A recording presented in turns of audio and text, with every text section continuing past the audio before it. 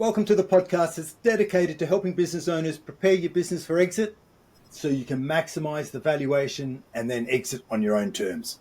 This is the Exit Insights podcast presented by Succession Plus.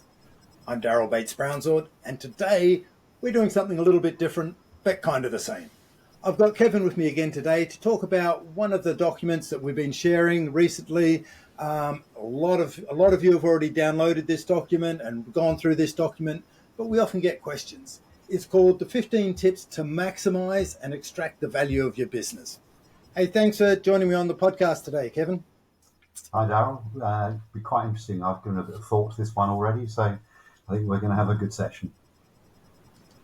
Yeah, well, we always have a bit of fun when we play with these ones. So the 15 tips, as we know it in short, are there any highlights, key points that come out to you that you want to, launch on? Yeah, I think the first thing we must acknowledge is everyone is different. And, we've had people say 15 tips, that's far too many to focus on. And other people say, well, we need more detail. Is there more you need to tell us? And the point I'd make really before we get underway is that out of the 15 tips, if you want a simpler explanation of things, it splits down into three areas. It's initially it's the internal factors, which splits into two. It's the foundations of your business if you want to maximize value, and then it's the activities that you do day to day, and then the third element is external factors. Those are the three top level areas you need to focus on, and our 15 tips all sit inside there. And clearly, if people want more detail, we're here to provide that, and we can subdivide all those 15 into key activities for those people that want to understand it in even more granularity.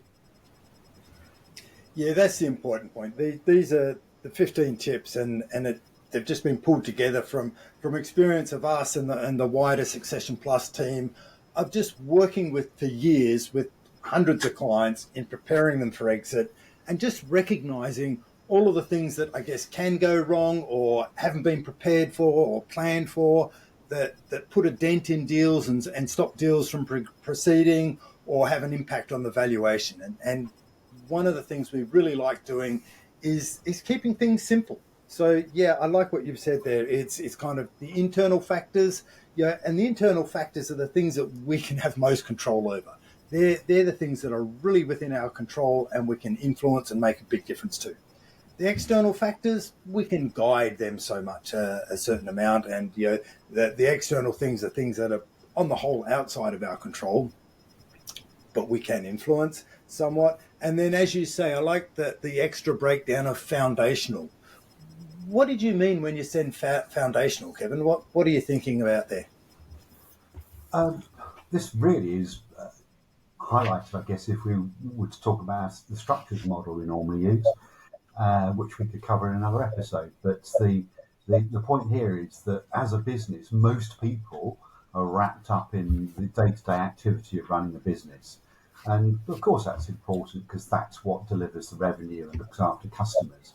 But the foundations is much more around the original vision of the business owners and the direction and strategy and the way they want to try and deliver these things. And they are separate things. And too often we get sidetracked running our businesses, operating in looking at the revenue areas and the sales and marketing and the employee bits and so on and our inbox. Or actually the real value can start to be added to a business and it can excite the buyer if the foundations are not only solid, but they can be demonstrated to be solid. Yeah. It's a bit like a foundation of a house, isn't it? You get the foundations right, then you build a solid structure on top of it. Yes. Okay, let's get into it, shall we? We've got 15 to get into. We'll go through them, I guess, systematically and just have a tease out each one in order. And we'll start with the first one. The first group, if you like, are the internal factors, and the first one is size. What do we mean by size? It's very much what size is your business. And I know that sounds a silly thing to start on, but most people only have a guess as to what their business is worth. That's the first point. So an accurate measure of how big your business is and the value of it is important. But also, is it an appropriate size within its industry, its sector, its geography for a purchaser of the business to be able to make a go of it, for it to trade successfully within an area? Is it set up for success given its size and its customer base, etc.? Yeah. And there's an important thing to consider here that it's just one of the I guess unwritten rules is if you've got a business when it comes to size, if you've got an EBIT of greater than about £2 million, so £2 million, we're talking about the UK market here, your multiplier value and therefore your valuation tends to go up a step. So once you get to a certain size, your business is seen to be of a certain or a less risk. So a certain size comes with a certain amount of management team in place and infrastructure in keeping the momentum of the business growing and a pattern. So once you get up to about £2 million EBIT or greater, your valuation is going to take a step in the right direction for you. The next one on our list is business model. And the business model that we look at is what sort of business model are you running? Is it a boutique model or a scale model? And what does that mean? It's basically, is it a high volume, low margin business, or is it a high margin, low volume business?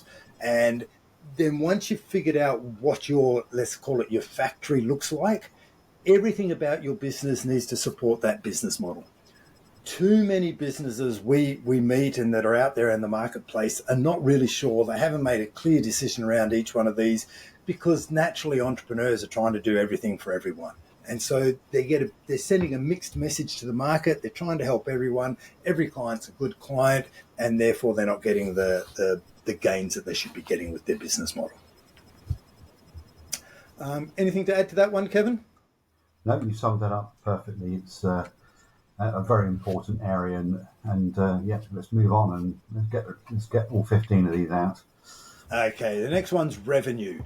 So when it comes to revenue, it's yes, we need a certain amount of revenue, but the thing is to remember that is when someone's looking to acquire your business, what they're really looking at is your revenue and the future of your revenue and what's the likelihood or what's the risk to that revenue or the revenue growth continuing once the founders have left the business. So the more we can put some comfort and security around that ongoing revenue, the more the business will be worth. So is it contracted? What does it look like? Have you got some sort of trail, or do you have to sell every single piece of revenue? We're looking at businesses. If you need to make new sales every week, it means that the revenue can drop off as soon as you take your focus off it. As soon as a key person is removed from the equation and the revenue drops off, that puts a high risk to the revenue. So that's what we're looking there for, the continuity of revenue. Kevin? Yeah, and on that revenue piece, it links firmly into the fourth tip, which is around sales and marketing. And to maximise the value of your business and get it exit ready, you need to be really clear on what your sales and marketing looks like. Is it a guesswork thing? Is it undocumented, unplanned, and accidentally happens? Or is it something that's at the other end of the scale, which might be entirely driven by Google AdWords and automated systems or whatever? Or is it somewhere in between? And as a purchaser of a business, they want to understand that the sales and marketing can be taken over and it can continue and reduce the risk to the purchaser so that they can have a business that continues to deliver that sales revenue with a strong brand with it. And they also want to understand that there is an opportunity to increase it. So the flexibility, the sensitivity of the elements in sales and marketing need to be understood by you before you start talking to a potential purchaser, so you can explain it with great confidence. Yeah, look, I had a client explain it to me once, and I like the way they explained it. He said, we need a marketing machine, Daryl. I want it to be consistent, repeatable, and reliable, which is a bit of a mantra for everything you want in your business. You want it all to be consistent, repeatable, reliable. And he said, with my marketing machine, I've got various channels in the way I take my product or my service to the market. What I know is my cost per client acquisition for each channel, and I also know what my client retention is by each channel. That's the ultimate, the ultimate is that, with sales and marketing, branding is the strategic side of that. We want clients to be, and customers to be attracted to your brand rather than you chasing the market. If you're chasing the market, there's less value. If the market's chasing you, you've got a greater valuation because of your branding, which is one of your intangible assets, which we've touched on previous ones. So sales and marketing, Kevin's baby. Next one's probably my baby, given my engineering background, which is systems. So what is systems all about? Systems is when a business owner says, this is the way things happen around here, how confident are they that this is the way things do actually happen around here? Have I got some documentation around my processes? And really importantly, have I got some sort of feedback mechanism that tells me when things are going wrong and are therefore my system's out of control, and that I'm reviewing my systems and processes regularly to make sure they're still fit for purpose? That's the simplicity around systems. Anything to add to that one, Kevin? I think it's as with some of the other tips, it's can a prospective purchaser of the business take over the business and continue running and managing it to maintain revenues and profits and have an opportunity to increase them. And what you're talking about just then, Daryl, is about having systems in place, documentation. And that also helps make a really scalable business. So it feels for some people it's a bit of a dull subject, but it unlocks a lot of exciting opportunities in the revenue aspects of the business. Yeah. A couple extra thoughts on systems. A lot of people believe that if you systemize your business, you stifle creativity. In fact, I reckon it's the other way around. When you take away the decisions of the mundane, it frees up their ability to work on the areas that are outside the system and to have the freedom within the system and think creatively. The other key point I want to make around systems is that a lot of people, when they think of systems, they just think of the operating systems, the systems and workflows of how things work from sales through to client delivery or fulfillment. I think one of the other important systems is a management system. Have we got a system? Has the management and leadership team got a system in place that demonstrates how they identify a budget every year and how they fulfill and are on track to achieve that budget every year? We don't want to have a management team that has a budget in place and then way overachieves it or way underachieves it. It's a lot more reliable and predictable if they're pretty much on target. So we want management and leadership systems as well as operational systems. Yeah, and that brings us on quite smoothly into the whole area of employees, I think, which is the sixth tip. And for most businesses and definitely areas like professional services, the employee cost is the biggest cost line in the business, full stop. And they're also the only resource that helps control the utilisation of other resources like plant, machinery, office space, whatever. So employees undoubtedly are the key to unlocking profitability, strong future, confidence in the business, etc. But they're also the area in many small and medium-sized businesses where they can get ignored. If they're the most important thing, how do we get engaged with our staff? How do we get the whole team to have an ownership mindset and be aiming for the same direction as the shareholders? How do we motivate them? How do we incentivize them? And I could give case histories where incentivization schemes have actually disincentivized people. I could give you case stories where a CEO has stood up in front of the staff to do like a town hall meeting and 2 people resigned before the end of the day just because of the content of it. So this is businesses guessing what the best things are to do around incentivization schemes and communication. It is a very skilled area, engaging employees, and if it's got right, it can give a huge kick to the performance of the business. And it shows right through to how the customers sense your business if everyone's happy and motivated. And it's all too easy for the owner-managed business to end up in a position where they think, well, no one can do it as well as me. Therefore, what I'll do is sit on everyone's shoulders. You can't grow a business like that. You've got to find ways of surrounding yourself with people that are cleverer than you in many of the discipline areas, empowering them to do it, but having check mechanisms so that you can make sure that people are supported so that expensive mistakes don't happen and so on. It's an exciting area to work on with a growing business because so much benefit can be delivered quite quickly. Yeah. And one of the things that people want is they want to be part of something bigger than themselves. They want to be part of something that's meaningful and productive, and they want to be led. So I think it's really important to go, let's lead and inspire the employees. Brilliant. Yeah. Okay, number 7. It's, I don't know, is that your favorite or my favorite? Corporate governance and compliance. This is one of those mindset things, isn't it? Because in some respects, if I'm really honest, if someone says let's talk corporate governance and compliance, I'll probably glaze over most of the time.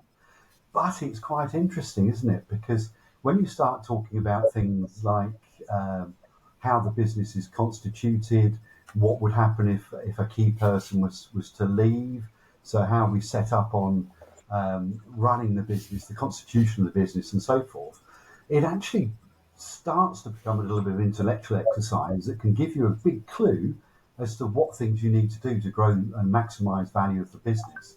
So I would say that underneath the lid of that box called corporate governance and compliance, there's some interesting things to discuss. And the trouble is, too many people think like me sometimes and don't get worried about the corporate governance and the compliance aspects. And that becomes a disaster operationally for some people at some points. And scary things can happen that cost the business a lot of money or cause a downfall of a business. But equally, if you're trying to sell your business, if you don't have all the boxes ticked within corporate governance and compliance, it starts to scare many professional purchasers of your business because they're thinking, what is in this sort of box of snakes I'm about to buy? What's going on in there? I don't understand it if you haven't got corporate governance under control. Yeah. I think there's a couple of sides to corporate governance. One is how can I demonstrate that I'm legally compliant and doing everything and operating within the rules and everything I have to in business. The other side of it is going back to what we said before around systems and processes. How do I demonstrate that if I say this is my process and this is the way things are done around here, how do I demonstrate that they are actually done around here and giving comfort to whoever's coming in looking from the outside in that everything is going to keep happening in that way? Or is it down to key people and are we dependent on key people or are we dependent on key processes? Which kind of leads us neatly into the last one of the internal factors, which is owner dependence. How many business owners, entrepreneurs, I've had them say, I like being depended upon. I feel that I'm adding value when the business needs me. It makes me feel worthy and important and contributing something. But the downside of that is the more the business relies and depends on you, the less it's worth. Absolutely. That's it in a nutshell. So let's have a look at the external factors. What are the things that will help us increase and maximize the valuation of our business, and by looking at the external factors.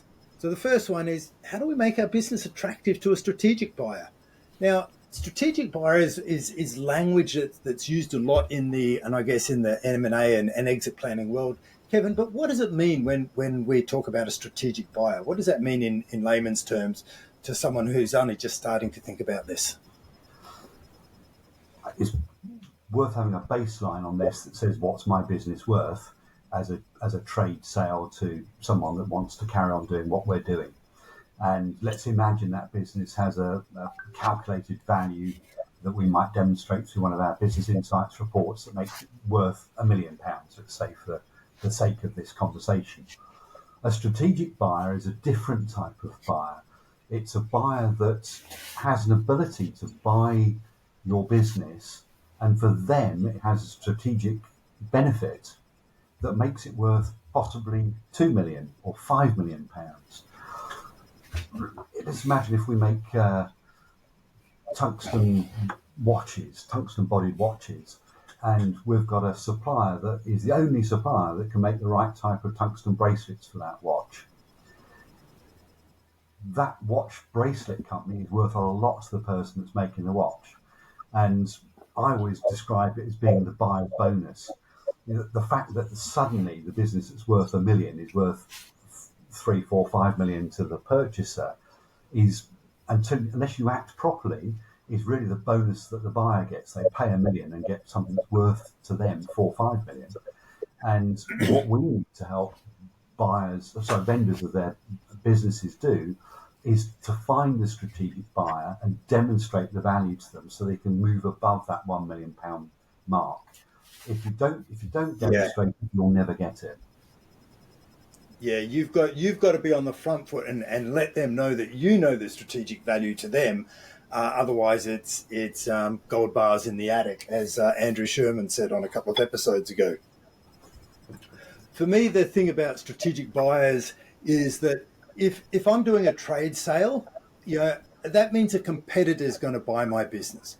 And all they're interested in is buying my client base, basically. They're not interested in any of my other intangible assets or areas of added value in my business. They just want to take another player and they just want to grow their operations. So they don't care about anything that's special about your business. A strategic buyer is looking to buy your business as a whole, as an ongoing entity that, as you were describing earlier, that is a plug and play and will continue going on its own. Now, when you've got a business that will keep operating on its own, and as soon as you extract the owners from the business and the business will continue on its trajectory without you involved, that all of a sudden as a business, as something to purchase, becomes far more valuable just because it's attractive to a lot more people. And when it's attractive for a lot more people, you increase your potential buyer market and therefore the value goes up. Just a simple definition. Right, we're from an external perspective, we're thinking about getting our business, putting our business on the market. We need to create an IM, an information memorandum. And Kevin, in nice simple terms, what's an IM? What do we have in an IM for big clients? It's not a contract. What it is a note, hence the memorandum name, that explains to people what they could be buying. And all too often, this ends up being dealt with almost like a memo.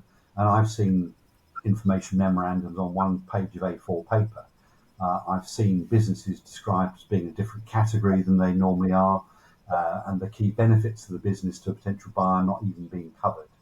So a good information memorandum is something that a potential purchaser can sit down and understand the headline elements of the business and a lot of the detail underneath, but not all of it, because at this stage you don't want to be shelling out all the information to anyone that asks for an information memorandum. But it can't be some homemade document. It needs to be something that's well designed, informative, and helps a potential purchaser see the value and benefits of owning the business, and helps them visualize what the future should be and give them the confidence that it's a relatively risk-free business to possibly acquire. Yeah. So it's basically a pitch document, isn't it? That we go out and go, look, here's what's attractive about this business. Now, what are your thoughts on an IM? Do we identify the company or not in the IM? I've been in situations where we've run with 2 IMs before, because until you can correctly identify the person you're talking to, you don't necessarily want to declare that your business is up for sale. So there are cases in place for having an identifiable business with your business name on the IM or one without it. I personally favour the route of having verbal conversations with people and qualifying them, and then declaring exactly what the business is that's up for sale, because you want to, when you're selling your business, consistently come across as being open, transparent, helpful, communicative at every step of the way. And if you start off by putting barriers in people's way, the danger is they're going to think, this is hard work talking to these people. What is this company I'm looking at? I want to know more. Brilliant. Okay, and that leads us into a very important one, tax planning. So what sort of tax planning do we have to do when we're looking to maximize our valuation? And let's face it, when we're looking to maximize valuation, what we really mean is maximize the amount of cash that goes into our pockets when we walk away from the business. Nearly always Yeah, I can. the key tax here is capital gains tax. And the great thing about having to pay capital gains tax is you've gained a lot of capital, you've got some money. But that said, there are so many different ways of structuring a sale or structuring where the money goes, etc., that it's an area that does require professional tax planning. And the issue that we come across quite often talking to professional tax planners is they say to us, why couldn't they have told us that sooner? Why have they not told us about this lump of money arriving with them until 30 days after it's hit their bank account? If they'd only told us 6 months beforehand, they could have done a very simple restructuring of the deal and saved half of the capital gains tax or all of it in some cases. Talk to tax planners early is the message here, but it's an expensive mistake to make if you don't do it. Yeah, exactly. So, and it's important to note that, working with the right tax advisor, as you say, early is critical in this situation. Okay, so we've done our tax planning. Now we've got some due diligence and documentation. External, so that often the interested buyers, well, they're going to want to do due diligence on our business. Not the most comfortable exercise. It's important not to take it personally. They just want to understand what they're getting. Kevin, what are your thoughts on getting our due diligence and documentation, I guess, being prepared on the front foot? How do we maximize our opportunity here? I think two things I would say on this one. First of all, due diligence and documentation can and should be a two-way street. If you're looking to sell your business, do check out who's buying it from you. Have they got the capability to proceed, etc., etc. It's not just about, don't be on the back foot just being asked questions by the buyer. Find out who they are and what their credentials are.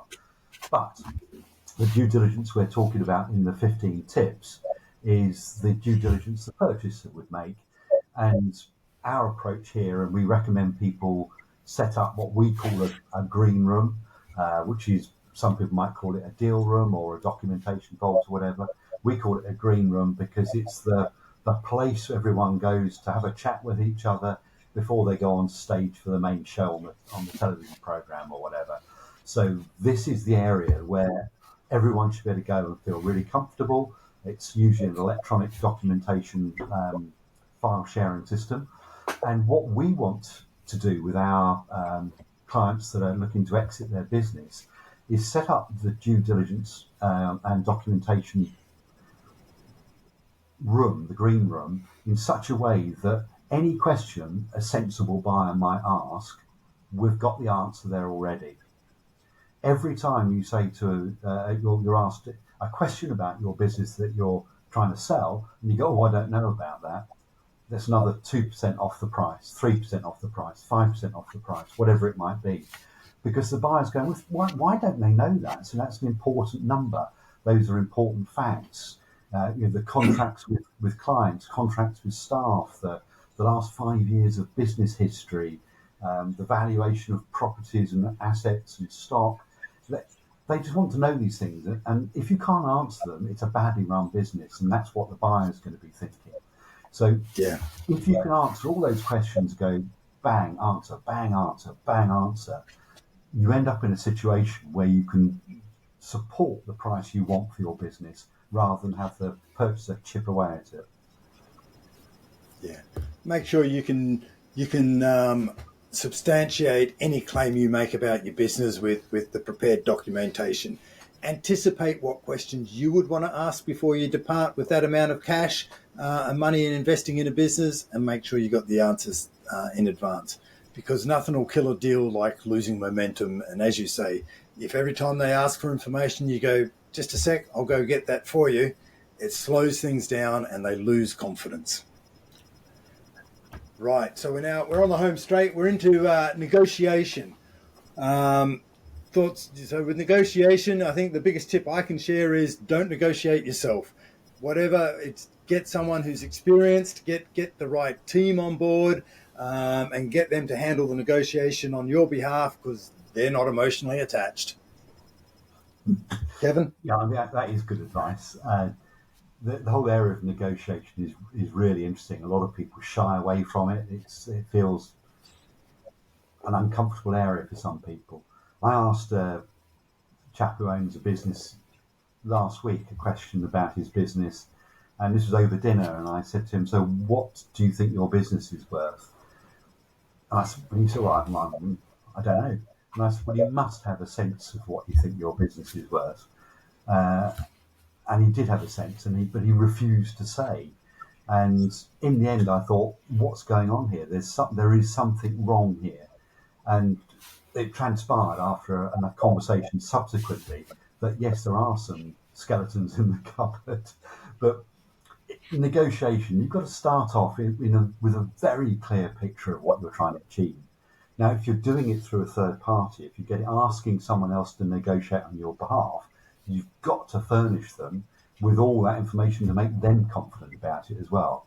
You can't be confident about fresh air. You need something solid there about when do you want to sell, how much for, what terms. Is it going to be an entirely cash sale? Is it going to be a stage sale? Are there going to be warranties? Are there going to be earnouts? All those things. And if you know what deal you want to structure, there's actually a danger you might get the deal you want. But if you go into it going, well, you tell me what's best for you, you end up being a subservient vendor, and it will cost you money. It will cost you money. And most people that are buying businesses are usually pretty sharp. So you need to be up their level with them. And as you said, Daryl, if that means getting an external person to sit next to you on the negotiation to lead on it, perhaps do that, because it's a small price to pay to achieve success. Yeah. And negotiation happens after they've done the due diligence and already looked for all the skeletons and satisfied themselves that they're happy and they're comfortable with the risks, if you like, that they're undertaking. And then once you've done that, if there's anything I've learned after doing 100 episodes of talking to various experts and advisors to businesses on exits, it's that get the right experienced legal team in place. This is not an opportunity for the person who's your mum and dad, high street or suburban lawyer who's used to dealing with your basic everyday contracts. This is when you really need to shell out and get someone who is experienced and capable in doing deals and transactions, because the wrong person can cost you a lot of money. You'll end up leaving a whole lot of cash on the table if you get this wrong. Kevin, I think you've got some experience on this one as well that's probably worth sharing. Yeah, I've many hours spent talking about these things in real acquisition and sales situations. But one of the things that I think is potentially one of the scary things really is that the situations I've seen where people haven't had good legal agreements, and 2-3 years down the road, the purchaser of the business has sued the person they bought the business from for supplying incorrect information, and the valuation was therefore wrong. If they'd known the truth at the time, or if the truth had been told to them, they would have negotiated a different price.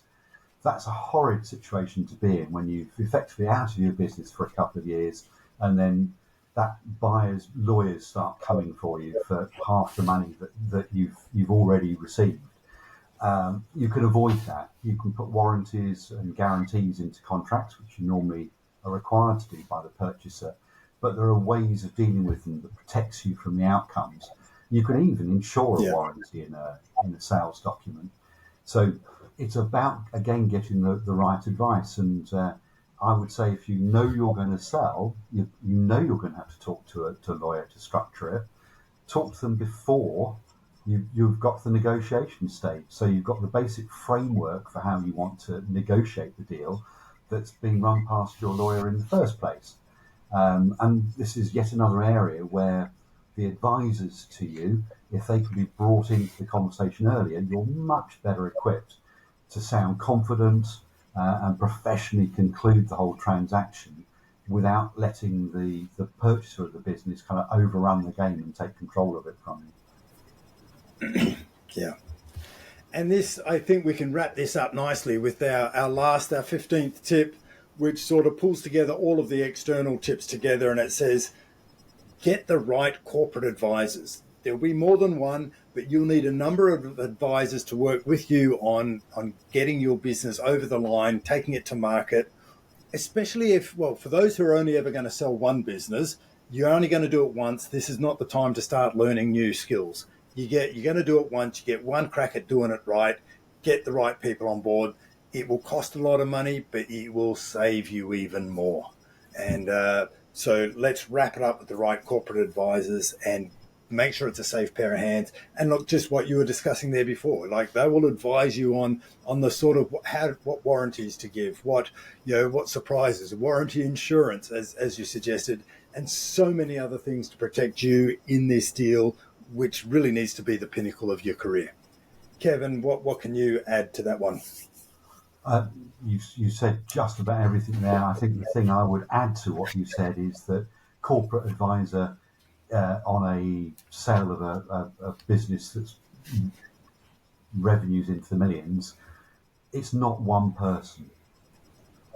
And we love accountants. We work with lots of accountants. It's not just your accountant. It's not just your lawyer. It's not just people that can help you with things like IMs and negotiation. You will need 3 or 4 different parties to provide advice. That doesn't mean they need to sit down at the table and be billing you every day for everything. You need them for specific things.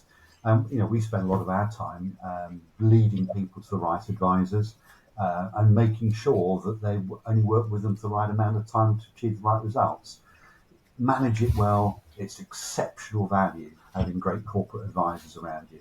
You become a team that will front up against the purchasers team because they'll have an accountant, a lawyer, a blah, blah, blah, and it will all work really smoothly. Yeah. So there you have it. A bit of a whistle-stop tour across our 15 tips, just providing a little more insight, a little more thought into each of the tips because people have been asking. But if you haven't yet read the 15 tips or seen the document we're referring to, we'll put a link in the show notes so that you can download your own copy and just sort of have it on hand and remember all these 15 things that you really want to get on top of when you start thinking about preparing your business for exit. On top of that, if you've got any more questions, we're here, we're open, we'd love for you to get in touch. You can find us at succession.plus is our website. That's just the word succession, just as in the TV show, I guess, .plus, Plus, succession.plus, and that'll get you to us anywhere in the world. So I hope you found value in listening to these our thoughts on the 15 tips.